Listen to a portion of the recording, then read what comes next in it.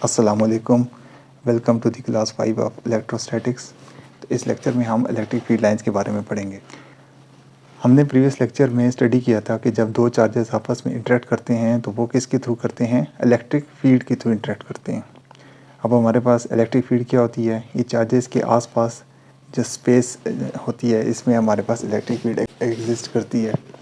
ये by nature होती है, ठीक है। तो ये हम देख चुके हैं पिछले लेक्चर में।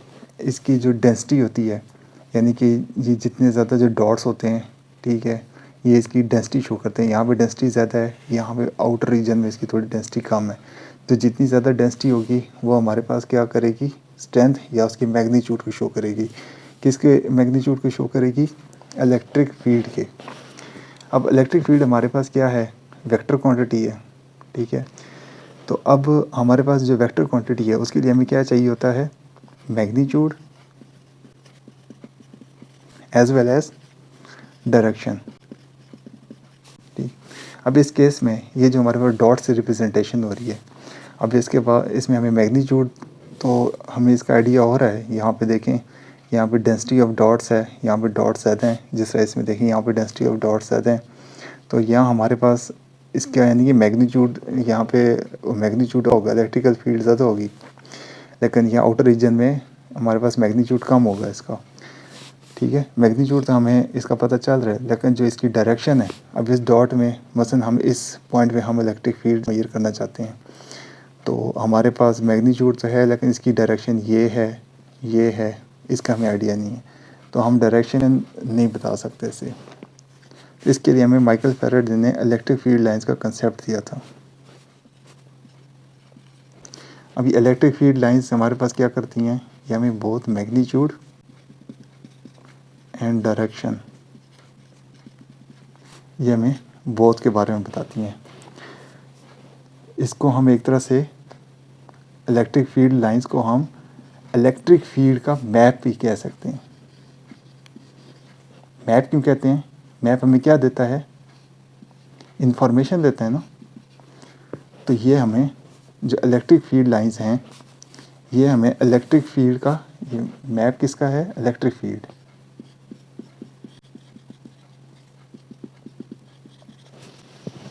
तो ये हमें इसका मैग्नीट्यूड और डायरेक्शन वो दे रहे हैं ना, तो हम इलेक्ट्रिक फील्ड लाइंस को इलेक्ट्रिक फील्ड का मैप भी कह सकते हैं।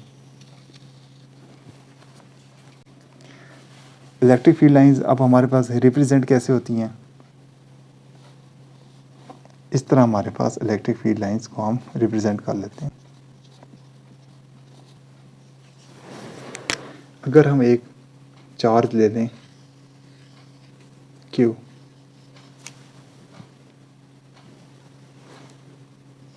पॉजिटिव चार्ज Q ले लें हम, और इसके आसपास हम काफ़ी सारे इक्वल डिस्टेंस पे हम टेस्ट चार्जेस ले लें। ये हमारे पास क्या है, Q not, Q not, Q not, Q not, Q not, Q not and Q not. Similarly this one. जब हम इनको एक पॉजिटिव चार्ज के आसपास इन टेस्ट चार्जेस को हम, यानी कि ये भी पॉजिटिव टेस्ट चार्जेस हैं। अच्छा, हम ये देख लेते हैं कि इलेक्ट्रिक फील्ड लाइंस की डायरेक्शन हमारे पास कैसी आई। फ़र्ज़ किया कि हमारे पास एक पॉजिटिव चार्ज Q है। अगर हम इक्वली डिस्टेंस पे हम test charges Q not place कर लें, ठीक है, तो ये आपस में ड्यू टू इलेक्ट्रिक फील्ड ये एक फोर्स एक्सपीरियंस करेंगे, ठीक है। ये जितने भी टेस्ट चार्जेस हैं ये एक फोर्स एक्सपीरियंस करेंगे। तो इसको हम अगर डायग्राम के थ्रू रिप्रेजेंट कर लें, ये हमारे पास वही पॉजिटिव टेस्ट चार्ज Q है, तो ये इसकी डायग्राम विजुअल रिप्रेजेंटेशन आ जाएगी। जिस तरह ये एक फोर्स एक्सपीरियंस करेंगे, तो इसी से हमारे पास इलेक्ट्रिक फील्ड लाइंस की डायग्राम है ये। अगर यहाँ पे हमारे पास नेगेटिव चार्ज प्लेस कर लें तो उसकी डायरेक्शन रेडियली इनवर्ड्स आ जाएगी, ठीक है। ये देखें, इसकी इलेक्ट्रिक फील्ड डायरेक्शन क्या है, रेडियली आउटवर्ड्स है, और ये जो फॉर नेगेटिव चार्ज हमारे पास क्या हो जाएगी, रेडियली इनवर्ड्स हो जाएगी। ये एक बात आपने नोट करनी है कि ये हमारे पास जो है ये 2D रिप्रेजेंटेशन है। क्या है हमारे पास, 2D रिप्रेजेंटेशन है। तो एक्चुअली में ये हमारे पास जो इलेक्ट्रिक फील्ड होती है ये 3D होती है, ठीक है। ये 2D नहीं होती, क्या होती है, 3D होती है। ये सिर्फ समझाने के लिए यहाँ पे 2D बनाई है। 3D कैसे होती है कि जैसे ये हमारे पास एक बॉल है, ठीक है, ये देखिए ये 3 डायमेंशनल है। तो इसमें ये फ़र्ज़ करें कि ये एक चार्ज है हमारे पास Q0, ये जैसे ये प्लस Q है, ठीक है, ये पॉजिटिव चार्ज है। अब इसकी जो इलेक्ट्रिक फील्ड होगी वो ये बाहर की डायरेक्शन में होगी, यहाँ पे, ठीक है, यहाँ पे इस तरह इलेक्ट्रिक फील्ड, यहाँ पे इस तरह इलेक्ट्रिक फील्ड, यहाँ पे इस तरह इलेक्ट्रिक फील्ड लाइन, ठीक है, यहाँ पे इलेक्ट्रिक फील्ड लाइन होगी इस तरह लाइन। तो ये हमारे पास एक्चुअल में 3D होती है। और ये हमारे पास infinite number of electric field lines है ना, हम यहाँ पे infinite number of electric field lines draw कर सकते हैं, ठीक है। ये दो चीज़ें आपने माइंड में ये आपने नोट रखनी है। इलेक्ट्रिक फील्ड लाइंस हमें क्या बता रही हैं, मैग्नीट्यूड एंड डायरेक्शन। अच्छा, ये हमारे पास इलेक्ट्रिक फील्ड लाइंस, ये हमारे पास 2 टाइप ऑफ एग्जांपल्स आ जाती हैं। हमने कंसिडर कर लिया ये हमारे पास एक चार्ज क्यू है, ठीक है, और ये एक हमारे पास एक अदर एग्जांपल है।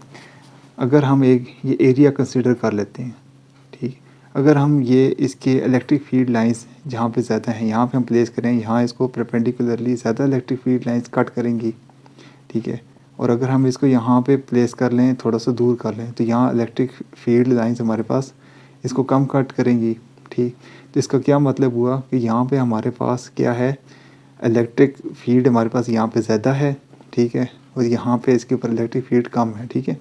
तो इसका क्या मतलब हुआ कि number of electric field lines per unit area passing perpendicularly through area is directly proportional to the magnitude of electric force. यानी कि जितनी नंबर ऑफ लाइंस परपेंडिकुलरली इससे पास होंगी इस एरिया से, ठीक है, वो डायरेक्टली प्रोपोर्शनल होगी मैग्नीट्यूड ऑफ इलेक्ट्रिक फोर्स। यानी कि यहाँ पे इलेक्ट्रिक फोर्स ज़्यादा होगी हमारे पास क्योंकि यहाँ पे ज़्यादा लाइंस पास कर रही हैं, और यहाँ पे हमारे पास इलेक्ट्रिक फील्ड लाइंस कम पास कर रही हैं थ्रू एरिया, तो यहाँ हमारे पास इलेक्ट्रिक फोर्स कम होगी।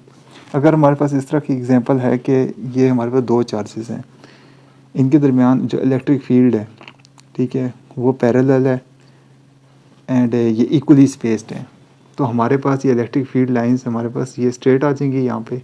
तो अगर हम यहाँ पे कोई ये मूव करते हैं, यहाँ पे एरिया यहाँ पे हो चाहे यहाँ पे हो, तो हमारे पास क्या होगी, इसमें इलेक्ट्रिक फील्ड लाइन सेम होंगी। तो हमारे पास मैग्नीट्यूड ऑफ इलेक्ट्रिक फोर्स क्या होगा, इसका क्या मतलब है, हमारे पास मैग्नीट्यूड ऑफ इलेक्ट्रिक फोर्स भी सेम होगा। ये जो हमारे पास एंडिंग में इसको कहते हैं हम फ्रिंजिंग इफेक्ट।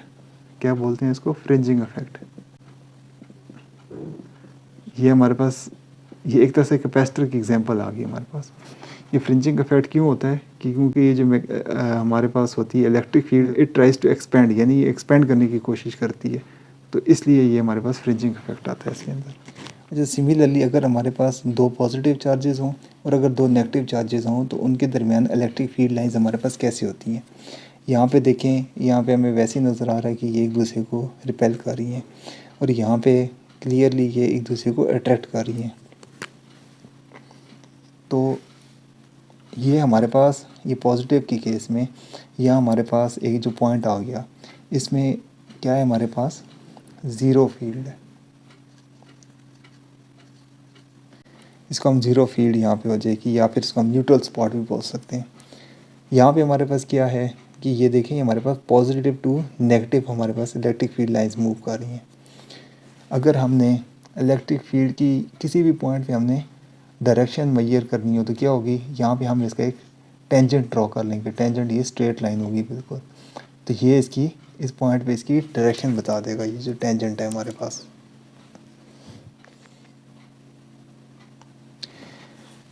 अच्छा, फ्रॉम दिस लेक्चर हमें पता चलता है कि हमारे पास इलेक्ट्रिक फील्ड लाइंस की क्या प्रॉपर्टीज़ हैं।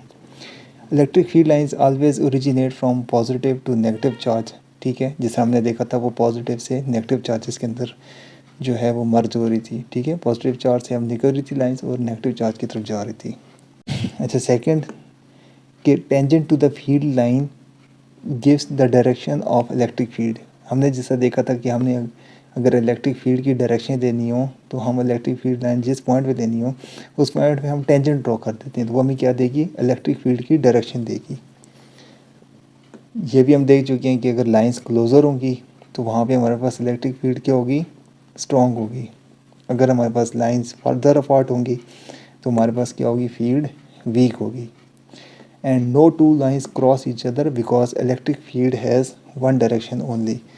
ये देखें, ये जैसा हमारे पास एक चार्ज है, इसकी जितनी भी हमारे पास ये लाइंस होंगी ये कोई भी एक दूसरे को क्रॉस नहीं करेगी। ये क्या शो करता है कि हमारे पास इलेक्ट्रिक फील्ड की वन डायरेक्शन है, ठीक है। तो ये हमारे पास जो सारी लाइंस हैं ये कोई भी एक दूसरे को क्रॉस नहीं करती, ठीक है। तो ये हमारे पास इलेक्ट्रिक फील्ड की प्रॉपर्टीज़ हैं। तो आई होप आपने कुछ लर्न किया होगा इस लेक्चर से। थैंक यू, फिर अगले लेक्चर में मिलते हैं। अल्लाह हाफिज़।